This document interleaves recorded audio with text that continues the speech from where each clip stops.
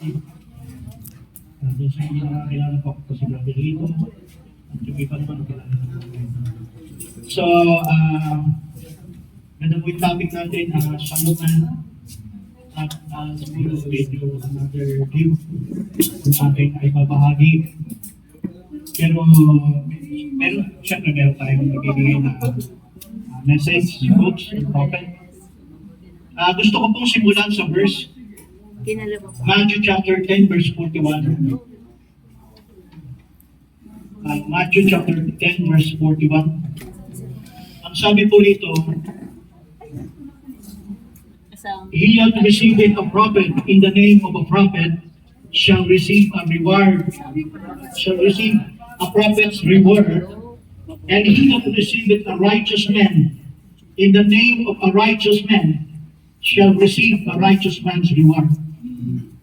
So, hindi naman, medyo ano na lang natin, madali naman itindihan dahil karamihan naman dito, pastor. So, ibig sabihin, meron po tayong sinusundang propeta. At yung propeta, hindi lang basta propeta natin, kaibigan po natin siya. Hindi lang natin siya naabutan, pero yung mensahe niya naabutan natin. So kung ganun, kung naging malinaw po sa atin yung kanyang mensahe, kaibigan po natin siya. Ang sabi po ng Biblia, sinabi po ni Jesus Christ, he that receiveth a prophet in the name of a prophet shall receive a prophet's reward. So yun yung matinding sinabi ni Kristo.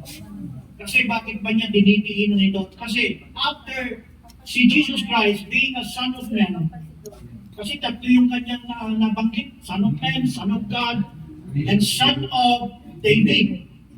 Okay, so nabanggit niya kanina, so hindi ko doon lang ako sa Son of Man. Ang sabi ko, a prophet's reward, ibig sabihin, kaibigan, kung naging kaibigan natin siya at naiintindihan natin, tinatanggap natin siya, ang sinabi, you shall receive the prophet's reward. So alam naman natin kung ano yan. Yan ay mensahe. Yan ay hindi basta mensahe lang. Naintindihan na mensahe. Kasi kung hindi mo siya talaga kaibigan, hindi mo siya tinatanggap, malabo talaga maintindihan yan. Pero kung ito'y naiintindihan natin, malinaw, as clear as crystal, you are the friends of the prophet. Okay. So, dapat, kung tayo yung kanyang kaibigan at tumanggap tayo ng reward galing sa kanya, ano tayo? Magiging ano tayo?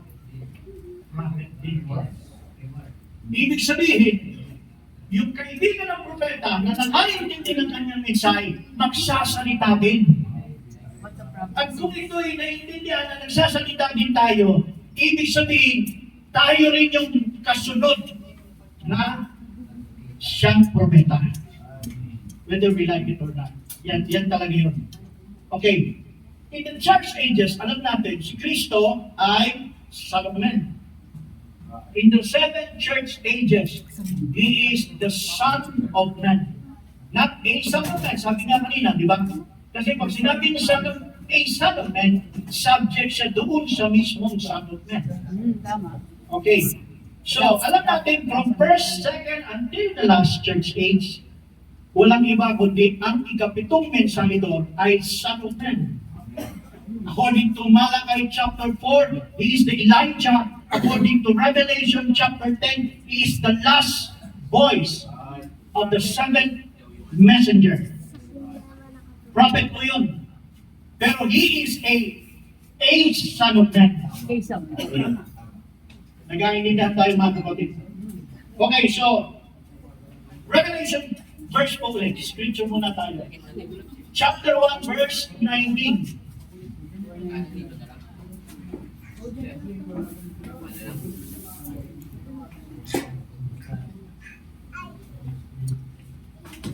Ang sabi po sa Revelation chapter 1 verse 19,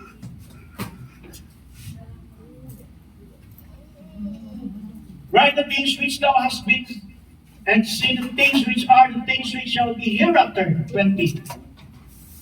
The mystery of the seven stars without so is in my right hand, and the seven golden candlesticks are the seven stars, and the angels are the seven churches, and the seven candlesticks which thou sawest are the seven churches.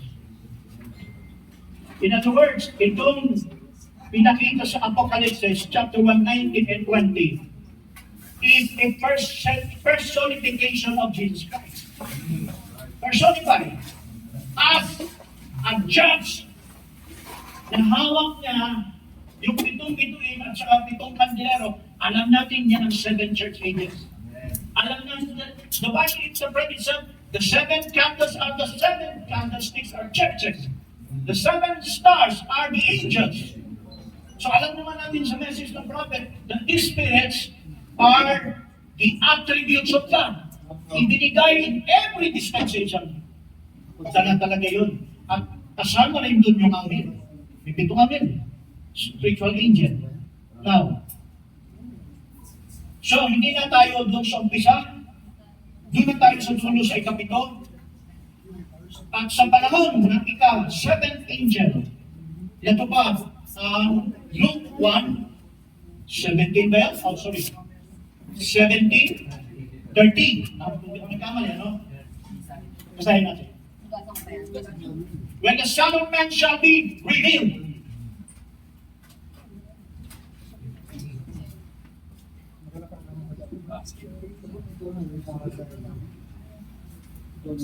Son of Man shall be revealed.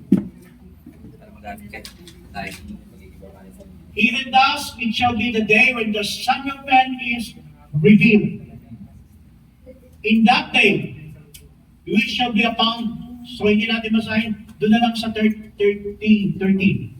Even thus shall it be in the day when the Son of Man is revealed. Yan po ay nahahayag, alam na natin yan, si Kristo. In the form of the Holy Ghost. Siya ang Espiritu Santo. Siya ang nasa anyo ng Espiritu Santo. Na nagpapahayag sa pitong iglesia at sa pinakahuli sa time ng Laodicea, nang lumitaw ang ating messenger, malaki ang gamit sa kanya sa pinakahuling panahon. Alam natin, meron tatlo hatak, una, pangalawa, and then the last three pools. The first pool, hatak is, the second pool is, the first and the second pool ay mga hatak para to attack the bride. Hallelujah. Kasi walang ibang paraan ng Diyos kundi atakin talaga ang Lord.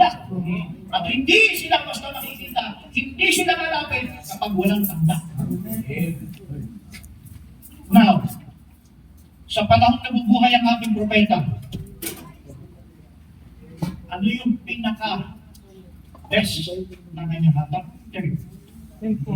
Kasi yung third is revealing the word. It is not a supernatural na tapos na yung supernatural first, second, full, tapos na yun. Pero pagdating ni Brother Branham sa ikatlo, hindi na po supernatural. Kaya yung mga nasa palibot na sana yung tumitingin doon, hindi tumagan. Umalis. Kasi bakit? Habol pa rin nila supernatural. Hindi tayo ganyan kahit ngayon. Hindi tayo supernatural ngayon. We are now living in the natural, the revealing word of God. Yan ang importante sa ating panahon ito. Babasa ako ng quotes, mga kapatid. Ang sabi sa Bride Ministry, Laodicean Church Age, ang sabi ng ating mahal na propeta,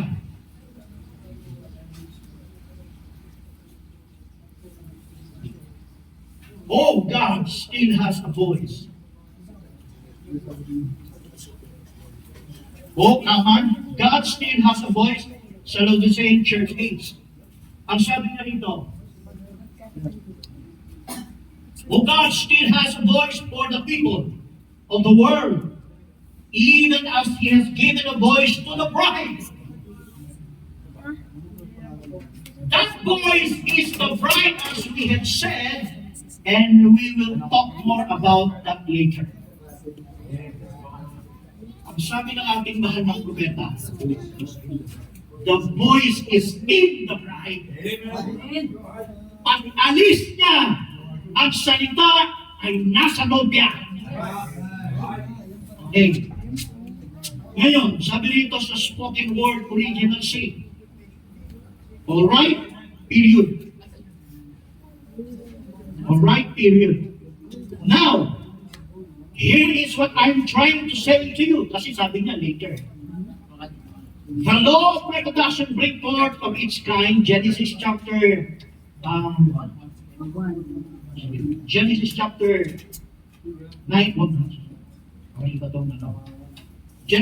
1 verse 11. These last days, through church bride comes the headstones will be the super church, a super race, and they need great headstone. They will be much like, so much like him. Even they will be his the very image in order to be united. They will be one. They will be the very manifestation of the word of the living God. Denomination can never do this or can never produce this. This will be, they will produce their Christian dogma mixed with word and breeds hybrid product. Yan ang sabi ng prophet. Spirit of Truth, Phoenix, Friday. Exception of other day. Exception of other day. When I come, where's what? You blind the tape, many of you. I guess, and you understand. I don't know what. I'm waiting. I'm here now. I don't know why. I'm just waiting. Sabi ng prophet. It may be going whole time. Ibig sabihin, parang nakakakita siya, napapaalam siya. It looks very much that way. If it is, there will rise somebody after me that take the message on. Yes. Maliwanag yan. Amen. Hindi ko po ini-interpret yan, binabasa ko lang. Amen. Meron po talaga pagkatapos na nagbibigit ng kanyang mensahe. Okay, ano bang sabi? He'll be an odd person. Ibig sabihin ng odd person, hindi mo siya makikita na parang mas gagawa o ministro. Pag dumaan sa harapan mo, hindi yung katulad ng denominasyon ng prominente. Kilalang kilala. Siya may sabi, odd person.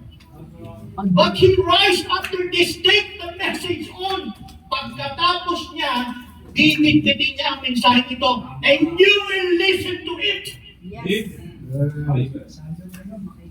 Amen? Amen. As long as his scriptures stay, Yes. Hallelujah. amen? Amen. Yung ibang aspeto itong parang pinapakita ko ngayon, mga kapatid. Question and answer. Now, as far as me myself as a man, I assure in worse than you. I many of you, this is the minute. Now, yun. A question and answer. Now, as far as me myself. As a man, I am as you worse than you. Many of you will come Christian backgrounds and things, and the chiefest of sinners, as it was said one time among you. The lowest life I guess, that could believe as an unbeliever and doubter I was. But since a child, I've always known that there was God, known there was something happening in my life, and that's beyond any question, my brother. See, but let me say this, that there will come a message, and there will come a messenger. Amen. Si Brother Manang mismo nagsasabi, hindi siya papako ng mensahe. Hanggat hindi dumadating si Kristo as a son of man to take up the bride, God gave a message and the messenger. Binasa ko lang, mga kapatid. Hindi ko interpret siya. Ang sabi niya dito, karugtog.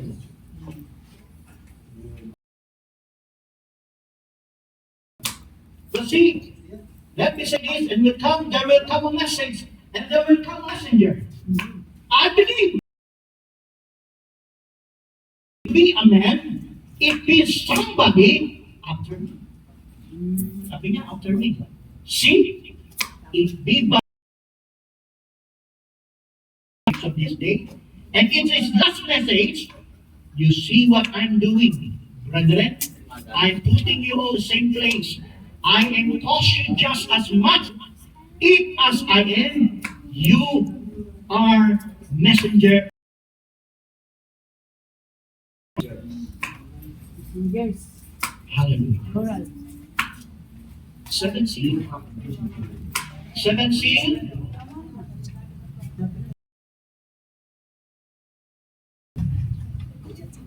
It may be time. It may be the hour now that this great person rise on the scene. Ano sabi niya? May rise on the scene. Maybe this ministry that I try to take people back to the Word.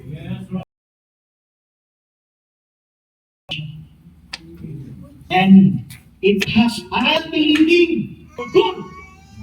Sabi mo, mamatay na siya. At the same time. See, if it is, He will increase and I decrease.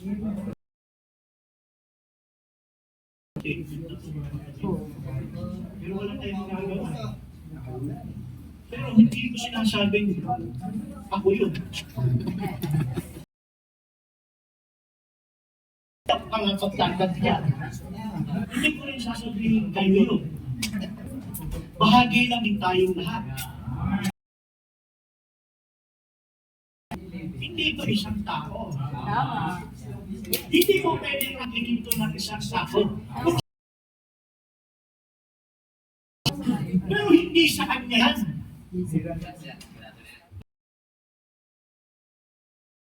Hindi naman makakarating ang mensahe kung walang ginamit yan. Yes, 100%. Hindi ano yung video, siguro, hindi niya pwedeng exclusive sa kanya.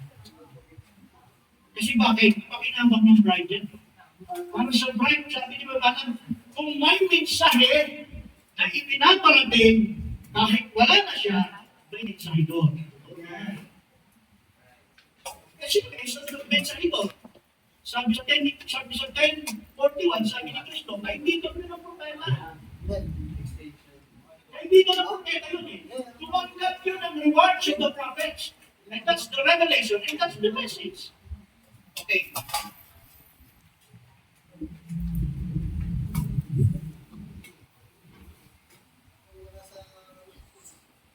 Influence. God can have two on the earth. God can have two on the earth at the same time. Ayaw ng hangin. Okay lang. Only one has the message. You know, I must decrease. And He is the messenger. I've been up to this time. Now, He came my place. Elijah. When Elijah went out and brought back his robe to Elisha, his ministry was finished. Elijah must take up where he left off, and he must increase, I must decrease. John the Baptist. Sundan natin yung running between the lines. Meron talagang sinasabi si Brother na buhay pa siya. At siya yung nagsasabi, isang araw aalis siya. Pero, yung pride na tinawag na hinatak sa isang hinatak, mawala na siya. May susunod. Sabi niya, may dami sa yun at tinatawag din siyang message.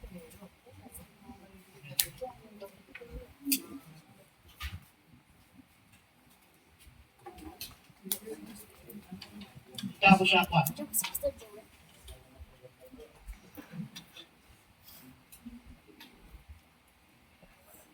16. 16. You see, it's a sad thing that only thing you can do is just stay right with the word.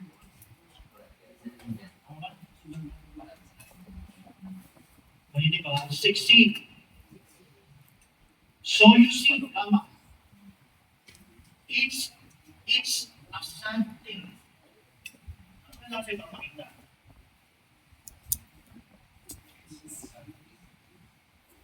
It's a sad thing. The only thing you can do is just stay right with the word. Watch just whatever he says, do and do. Well, whatever he says, do, and then do that. See, whatever he says, do that. Do you look out there and say, oh my. They do this and then all is just. You don't realize what a strain. Now, I want to say this. I suppose the tapes are off. Lots of people say, Brother Branham, with a ministry of type, I had to watch because people just take that tapes and just try to make to pieces. You know, so when they say, Brother Branham, wish we had a ministry, you don't know that you are saved. You, unless you don't know what goes with it, brothers and sisters, oh my. And the responsibility when you got people that hands to us. May gumagawa kasi talaga kahit buhay pa siya. Amen? Because na, pinayubala na siya. Di ba? Hindi siya may sabi. Ano ba tawag niya? Nag-i-splice. Ito yung sinabi nila naman, tapos bibigyan ng ibang tawag. Tapos i-splice, sisigita na naman ng another. Isipin na ba lang isang sabi? Pero sabi niya, ang kapilit-pilit niya, just take it, pray, stay with the word. Kasi ang pinakabatayan talaga mga kapatid, ay ang tinataas ni Brother Branham ng buhay siya, scripture. Pag mayroon siyang sinasabi, stay with the word, stay with the scriptures, powerful yun. Yun yung kanyang tinataas. Kasi kung si Brother Branham ang nagpaliwanag ng Biblia, eksakto yun. Hanggang sa iba. Amen. Amen? Sa panahon na yan. Isa ngayon kasi, nandiyan na, tumating na si Brother Branham eh. Itinuro tayo sa Biblia para kung paano natin sinisilip ng tama ang Biblia at pinaniliwanag ito ng eksakto. Kaya ba kasi ang ginawa niya? Super sign. Jesus said, when the Holy Ghost is come upon you, He will find you or reveal these things. Napaka-importante talaga ng new birth. Ng receiving. Kasi kapag wala ang new birth, wala ang receiving, walang magiging avenue ang Espiritu Santo sa kanya. Pero I'm sure kapag tayo bright, hindi pwedeng wala. Meron tayong avenue dyan. Super sign, Jesus said, when the Holy Ghost is come upon you, He will remind you or reveal the things that I've told you and also will show things to come. Now, the Bible for the people say today, there is no such thing as a prophet in the world. Well, why is it Paul said that in the church there were first apostles, prophets, teachers, pastors, evangelists? Certainly there was the Holy Ghost is malinaw pala. Propeta natin, walang iba kundi ang Holy Ghost. Ito may ginagamit. May gift of the prophet, may Bible. Pero malinaw sa sinasabi ng propeta, the Holy Ghost is the prophet. When the Holy Ghost is come upon, He will reveal. Sino daw mag-reveal? Holy Ghost. Amen. Si Brother Branham, ginamit. Ano siya? Hindi siya nagre-reveal. Siya ang tagapagsalita. paliwanag, tagapagpakilala. Hindi siya rin ang nagkalas ng selyo. Si Kristo, in the form of iba-iba pala kainit. Okay. When the Holy Ghost is come upon you, He will teach you and show you these things that I've told you have all have been in the riddle. You don't understand them now because not for you, for your age now, but when the Holy Ghost is come, He will make those things give outright to the promise, not only but that I show you things to come. The continuity of God's word. Amen. God's promise. Yan ang tumapatid. The prophet can preach vindicated. The preach.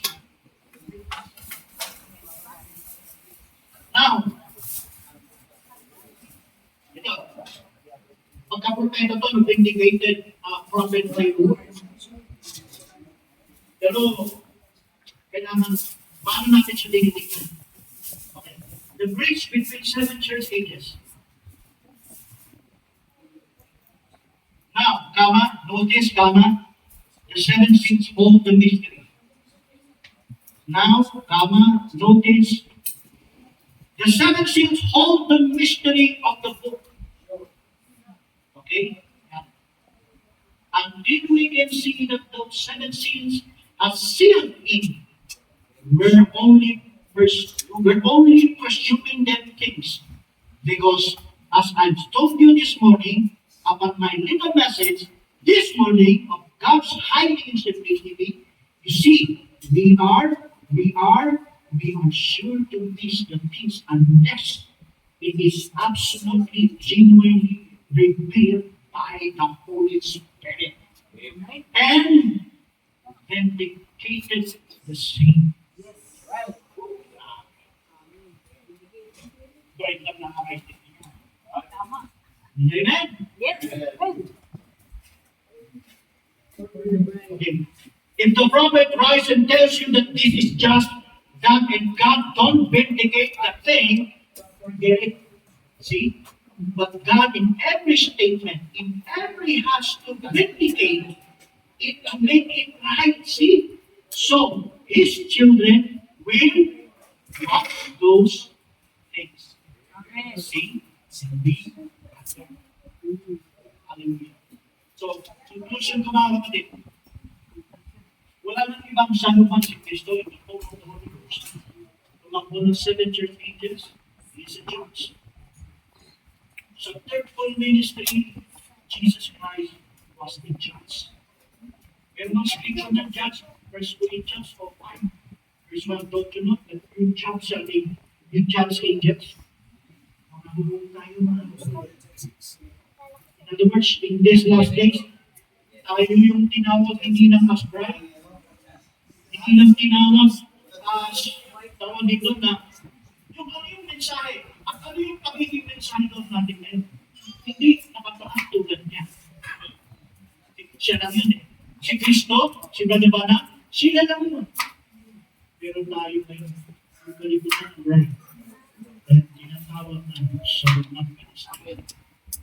Friends, ano pang tawag?